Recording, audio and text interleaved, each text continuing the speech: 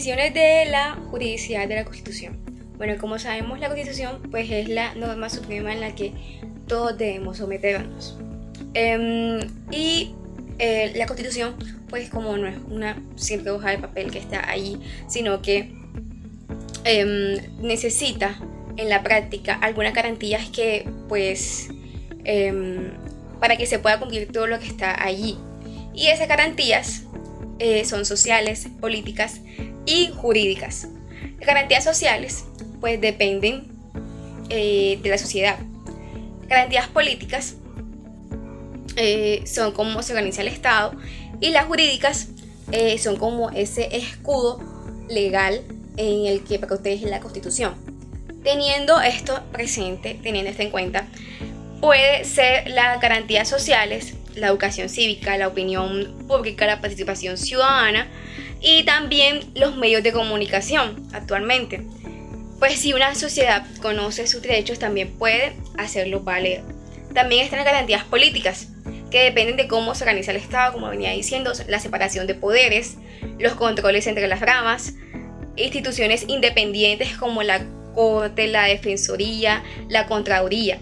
Y esto evita que un poder actúe por encima de la Constitución. Garantías jurídicas son los mecanismos legales para defenderla, y dentro de estas están todas las acciones judiciales, los jueces que miran las normas y, muy importante, el control de constitucionalidad.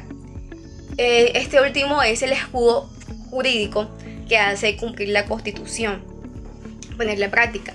Otro tema principal es el control judicial de la constitucionalidad.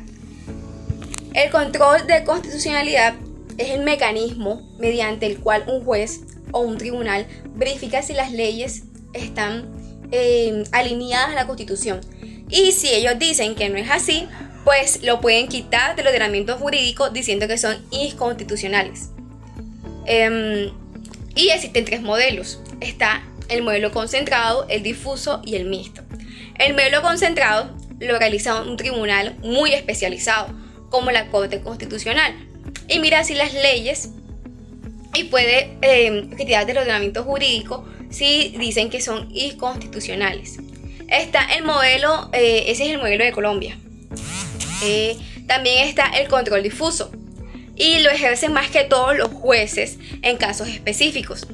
Si en un caso específico una ley va en contra de la Constitución, el juez puede dejarla sin un efecto únicamente para ese caso específico. Y es el modelo de Estados Unidos.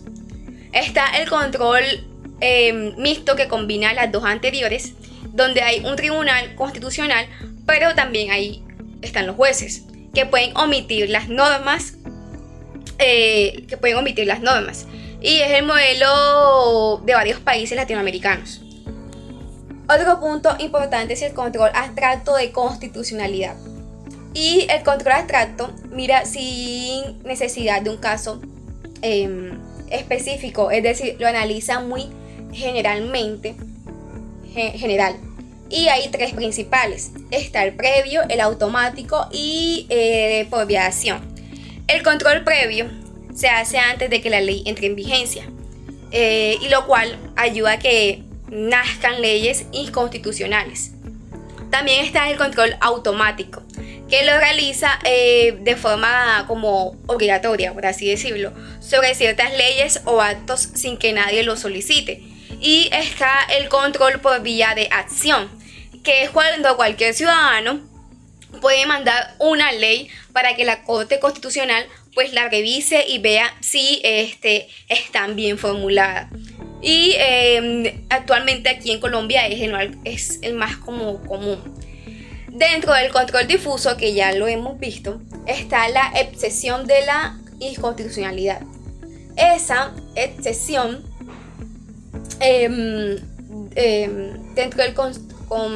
dentro del control difuso significa que si un juez está resolviendo un caso específico y encuentra una norma que contradice la Constitución, puede dejar de ponerla en práctica en ese caso específico. Quiere decir que no elimina totalmente la ley, sino que no la pone en práctica. Esto garantiza que la Constitución siempre esté por encima en cada decisión judicial. Podemos decir que la Constitución entonces se protege con las garantías sociales, políticas y jurídicas. Que el control de constitucionalidad puede ser concentrado, difuso o mixto. Y que el control abstracto mira las leyes sin un caso específico, sino que lo hace de manera general. Y los jueces, mediante la excepción de inconstitucionalidad, pueden impedir que una norma contraria a la Constitución pueda ponerse en práctica.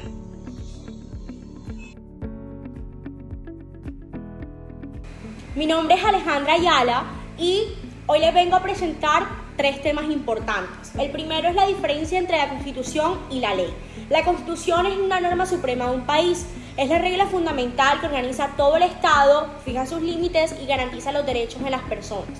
Por ejemplo, en Colombia, con la Constitución del 91, esta establece los derechos fundamentales, define los fines del Estado, establece principios y valores superiores como la dignidad humana, que Colombia es un Estado social de derecho, etc. Mientras que la ley es una norma creada por el Congreso y a su vez también por el presidente, pero para casos o momentos excepcionales.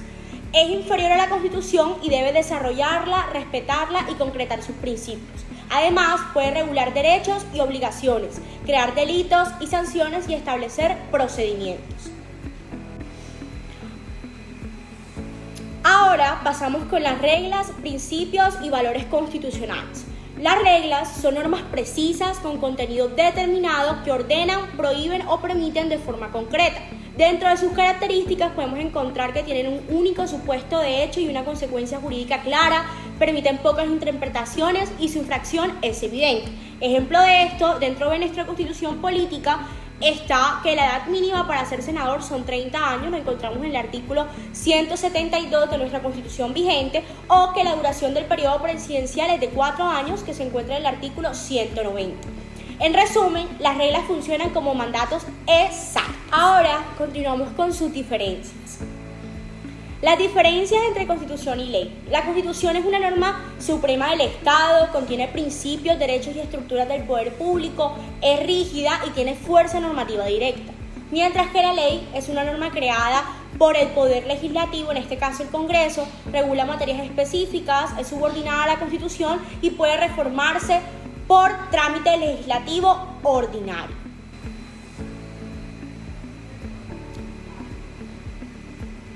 Ahora bien, los principios. Estos son mandatos de optimización, es decir, normas que deben cumplirse en la mayor medida posible, según las posibilidades fácticas y jurídicas.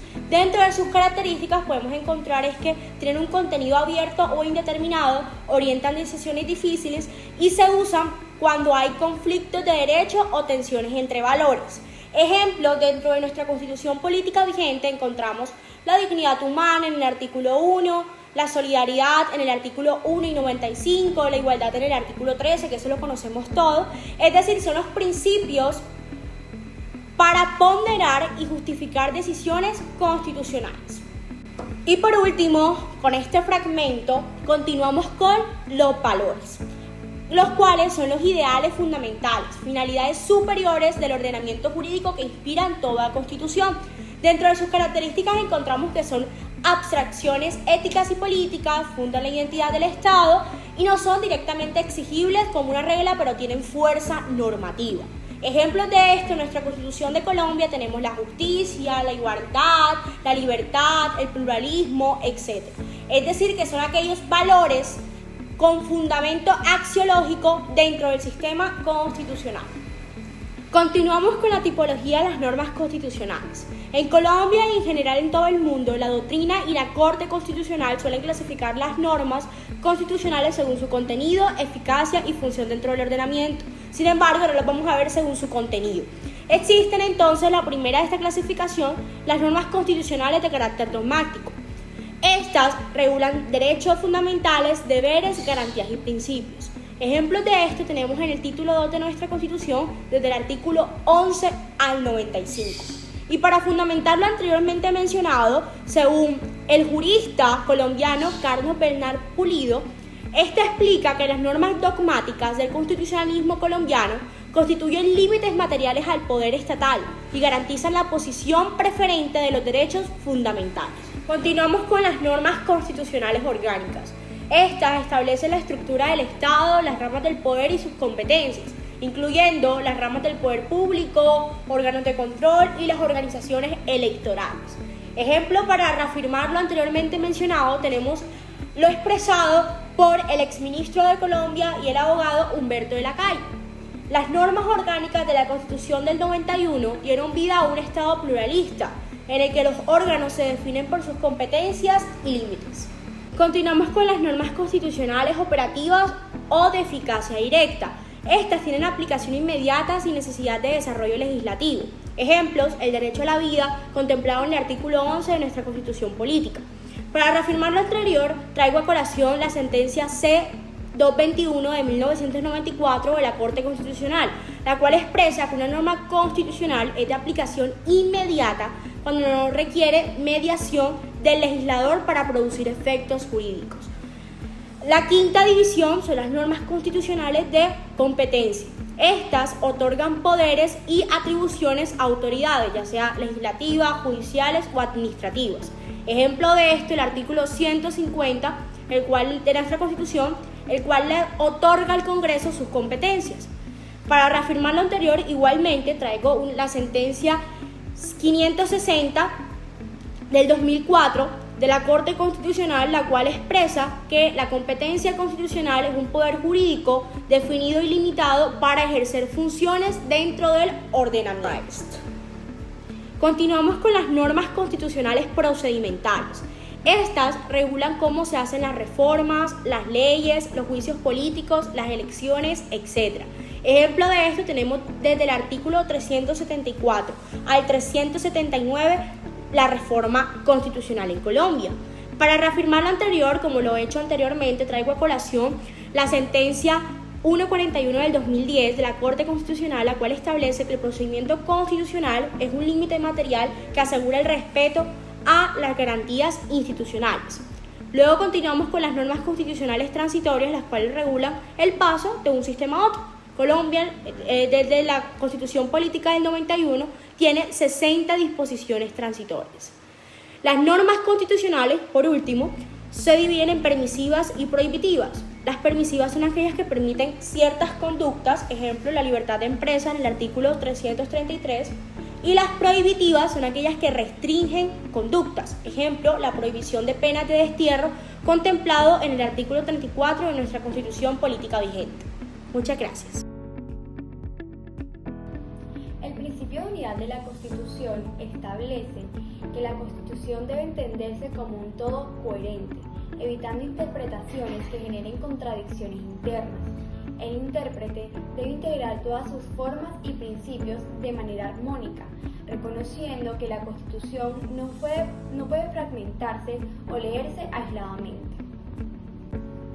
La interpretación con base en la norma consiste en analizar el texto constitucional desde su sentido literal, sistemático y finalista, es decir, atendiendo directamente a lo que la Constitución dice y a la estructura jurídica del ordenamiento.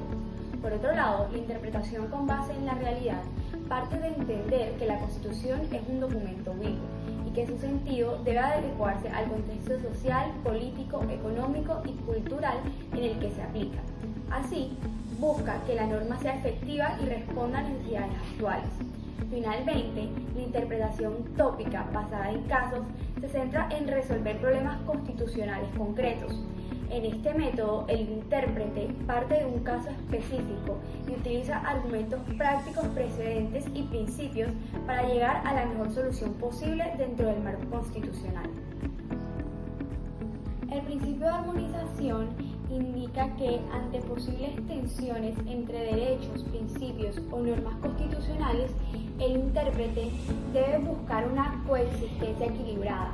No se trata de anular un derecho para privilegiar a otro, sino de encontrar la solución que permita la mayor efectividad simultánea de todos los elementos en juego. La corrección funcional señala que cada órgano del Estado debe interpretar la Constitución respetando las competencias propias y ajenas. Es decir, La interpretación no puede alterar la distribución constitucional de funciones ni permitir que un poder invada o desplace otro.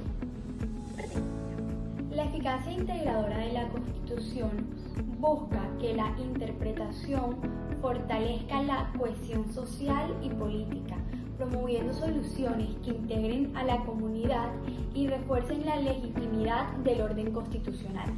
La Constitución debe operar como un factor de unidad y no de división.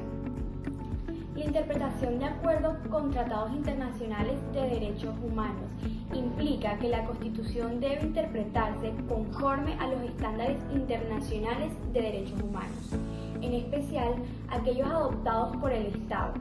Esto amplía la protección de los derechos y asegura coherencia entre el derecho interno y el derecho internacional. La interpretación conforme a la Constitución exige que cuando existan varias interpretaciones posibles de una norma inferior, se elija aquella que mejor se ajuste a la Constitución. Sirve para preservar la supremacía constitucional sin necesidad de declarar la inconstitucionalidad de la norma, siempre que se pueda armonizar con el texto superior. La interpretación orientada a la Constitución señala que todas las normas jurídicas deben aplicarse de manera que promuevan los fines, valores y principios constitucionales. La Constitución, en este sentido, guía la interpretación de todo el ordenamiento, proyectándose como eje fundamental del sistema jurídico. ¿Imaginas vivir en un país donde tú y tus vecinos votaran directamente cada ley? ¿O donde pudieran vetar una decisión del Congreso? Esto no es ficción. Hoy vamos a aclarar dos conceptos claves. La democracia directa y la democracia referendaria. ¿Son lo mismo? ¿En qué se diferencian?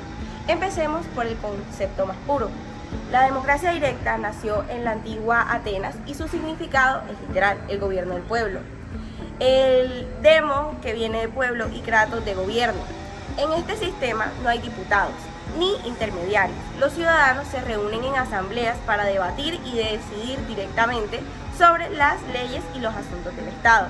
Pero tenía un gran pero, era para una minoría. Solo los hombres libres y adultos eran considerados ciudadanos. Mujeres, esclavos y extranjeros no tenían voz. Además, ¿te imaginas intentar esto en un país de millones de personas? Es impracticable. Por eso, es más un ideal histórico que una realidad presente hoy. Pero ¿qué pasa si la mayoría decide oprimir a una minoría? Aquí es donde entra en juego el pluralismo. El pluralismo es el principio que reconoce y valora la diversidad de ideas, intereses, cultura, grupos dentro de una sociedad. Actúa como un límite constitucional esencial de la democracia. Impide que la tiranía de la mayoría viole los derechos fundamentales de las minorías y, en esencia, una democracia saludable no es solo del gobierno o de la mayoría, sino de un sistema donde todas las voces tienen un derecho a existir, competir y ser protegidas por la Constitución y el Estado de Derecho. Entonces, ¿cómo incorporamos la voz directa del pueblo en un mundo moderno? Aquí entra el concepto de referendaria. Esto no es un sistema de gobierno completo, sino un mecanismo o una herramienta. Imagina este escenario. El Parlamento aprueba una ley importante, como una reforma constitucional. En este sistema referendario, esta ley no entra en vigor inmediatamente. Se somete a un referendo, es decir, a una votación popular para que sea la ciudadanía que le dé el visto bueno final. La democracia referendaria es, por tanto, un puente entre la representación y la participación directa. Ahora juntemos ambos conceptos. La democracia directa referendaria es un modelo político real y funcional que combina lo mejor de ambos mundos. El ejemplo más famoso es Suiza. En Suiza hay un gobierno y un parlamento elegidos como en cualquier democracia representativa, pero los ciudadanos tienen dos poderes extraordinarios. Uno, que sería el referendo facultativo, que es en el cual, si se reúnen 50.000 firmas, cualquier ley aprobada por el Parlamento puede ser sometida a votación popular para vetarla. La gente puede tumbar una ley. Y está la iniciativa popular, que si se reúnen 100.000 firmas, los ciudadanos pueden obligar al gobierno a realizar un referendo para modificar la Constitución. Es decir, la gente puede proponer leyes y cambiar las reglas fundamentales del juego. En este modelo, el ciudadano no es solo un votante cada 4 años, es un vigía y un único legislador permanente.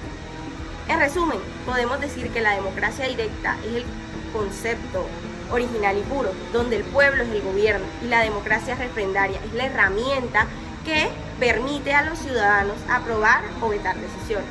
Y la democracia directa referendaria, podemos decir entonces que es un modelo moderno que fusiona la elección de representantes con el poder ciudadano de intervenir directamente mediante referendos en la democracia directa adaptada al siglo XXI. Clasificación de la democracia. La democracia, como sistema político dinámico, ha evolucionado hacia diversas formas de materialización, las cuales pueden clasificarse principalmente en tres modelos: directa, representativa y participativa. La democracia directa constituye la forma histórica originaria, practicada en la Atenas clásica, donde los ciudadanos ejercían el poder político sin intermediarios, deliberando y decidiendo directamente sobre los asuntos públicos en la asamblea. En la era contemporánea, su aplicación pura es inviable en sociedades masivas y complejas, pero se mantiene a través de mecanismos específicos que se detallarán más adelante. La democracia representativa emerge como la solución funcional a las limitaciones de escala de la democracia directa. En este modelo, la ciudadanía ejerce su soberanía de manera directa, mediante la elección periódica de representantes que asumen la función de legislar y gobernar en su nombre. Este sistema se fundamenta en principios como la libre competencia por el voto, la rendición de cuentas y la alternativa en el poder. Sin embargo, críticas como el distanciamiento entre representantes y representados y la desconexión ciudadana entre el proceso electoral y otro han motivado la búsqueda de formas complementarias. La democracia participativa surge así como un paradigma que busca superar las insuficiencias del modelo puramente representativo. No pretende sustituirlo, sino enriquecerlo, fomentando la intervención directa y constante de la ciudadanía en la formación de las decisiones públicas. Se concibe un ciudadano activo, corresponsable de la gestión pública, más allá del momento electoral, y por ello se constituyen diversos mecanismos de participación, entre los que destacan el referendo y el plebiscito. El referendo es un procedimiento jurídico mediante el cual se somete a votación popular un proyecto de norma jurídica, ley, reforma constitucional, acuerdo municipal, etc., o su derogación, para su aprobación o rechazo. Puede ser de iniciativa gubernamental o ciudadana. El plebiscito, en cambio, es una consulta convocada por el Poder Ejecutivo, o sea, por el presidente o el gobernante territorial, para que el pueblo apoye o rechace una decisión política de especial trascendencia, generalmente relacionada con su programa de gobierno o con la política de Estado. La diferencia esencial radica en que el referendo se centra en el texto normativo concreto, mientras que el plebiscito se enfoca en un acto de decisión política de carácter general, lo que conlleva un riesgo mayor de ser utilizado como un instrumento de legitimación personal del gobernante. Democracias contemporáneas. La soberanía, el liberalismo y el estado de bienestar.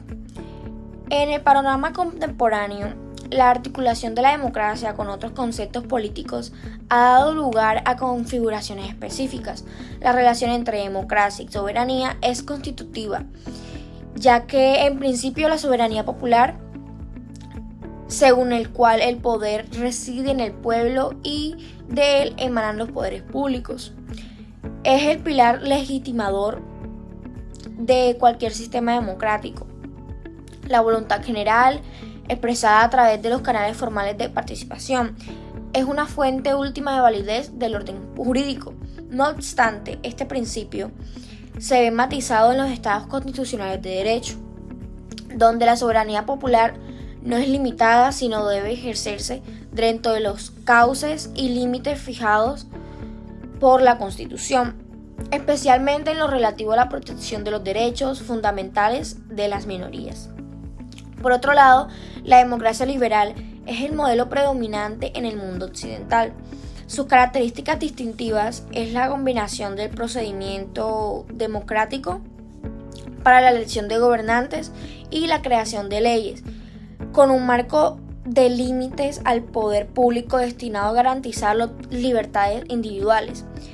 Estos límites se materializan en la separación de poderes, el Estado de Derecho y la estricta protección de los derechos humanos, ya que actúan como un dique frente a la posible tiranía a la mayoría. La democracia liberal, por tanto, no es solo el gobierno de la mayoría, sino un gobierno de mayoría con respeto irrestrictivo a los derechos de las minorías. Una evolución histórica de este modelo es su vinculación con el estado de bienestar. Este estado de bienestar representa la concreción de una democracia que trasciende de lo puramente político y formal para asegurarse en lo social y lo sustancial. Surge como un pacto social que busca corregir las desigualdades generadas por el mercado capitalista, mediante la intervención estatal para proveer servicios sociales universales como la educación, la salud, las pensiones, el seguro y el seguro de desempleo. Y también sirve para garantizar un mínimo vital para toda la ciudadanía. En ese sentido, la democracia se socializa. Ya no basta con la igualdad política y jurídica, sino que aspira a una mayor igualdad socioeconómica que permita el ejercicio efectivo de aquellos derechos y la participación real en la vida democrática.